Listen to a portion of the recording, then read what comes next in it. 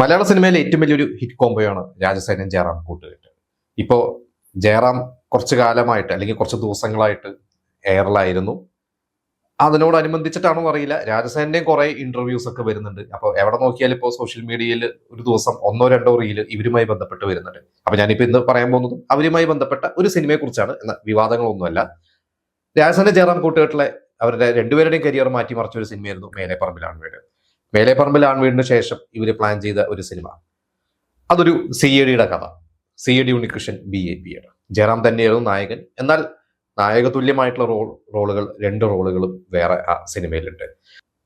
അപ്പൊ ഇതില് ഈ ഒരു രണ്ട് ക്യാരക്ടേഴ്സ് ചെയ്യാനായിട്ട് രാജസേനൻ അന്ന് ആലോചിച്ചിരുന്നത്, ജയറാം കൂടാതെ മറ്റ് 3 വേഷങ്ങൾ ആലോചിച്ചിരുന്നത്, മറ്റ് 2 വേഷങ്ങൾ ആലോചിച്ചത് മുകേഷും അതുപോലെ തന്നെ ജഗതി ശ്രീകുമാറും. അതിൽ ഉമ്മച്ചനായിട്ട് ജഗതി ശ്രീകുമാർ, വേറെ മാറ്റമൊന്നുമില്ല.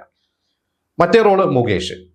അപ്പൊ മുകേഷ് അന്ന് നായകനായിട്ടും ഒരുപാട് സിനിമകളൊക്കെ ചെയ്യുന്ന ഒരു സമയമാണ്. മുകേഷ് 91 ഗോഡ് ഫാദറിന് ശേഷം ഭയങ്കര താരമൂല്യമുള്ള ഒരു നായകനായി മാറി. പിന്നെ മുകേഷ് സോളോ ഹീറോ ആയിട്ടും, പിന്നെ ജഗദീഷും അതുപോലെ തന്നെ സിദ്ദിഖും ഒക്കെ ആയിട്ട് കുറെ സിനിമകളുണ്ട്. ജയറാമിനായിട്ടും സിനിമകളൊക്കെ ഉണ്ട്. പക്ഷെ അന്ന് രാജസേനൻ ഈ ഒരു കഥയായിട്ട് പോയി കഴിഞ്ഞപ്പോൾ മുകേഷിന് ആ റോള് ചെയ്യാൻ ഒരു മടി.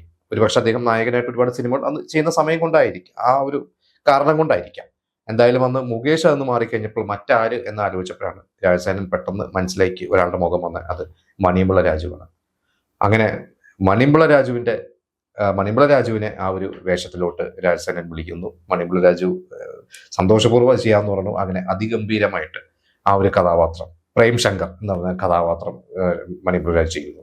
അങ്ങനെ ആ ഒരു 94 വിഷു സീസണോടനുബന്ധിച്ചിട്ടാണ് ആ ഒരു സിനിമ തിയേറ്റർ ഇറങ്ങുന്നത്. ഒരു മേലെപ്പറമ്പിൽ ആൺവീട് പോലെ ഭയങ്കര സൂപ്പർ ഹിറ്റ് സിനിമയൊന്നും അല്ല.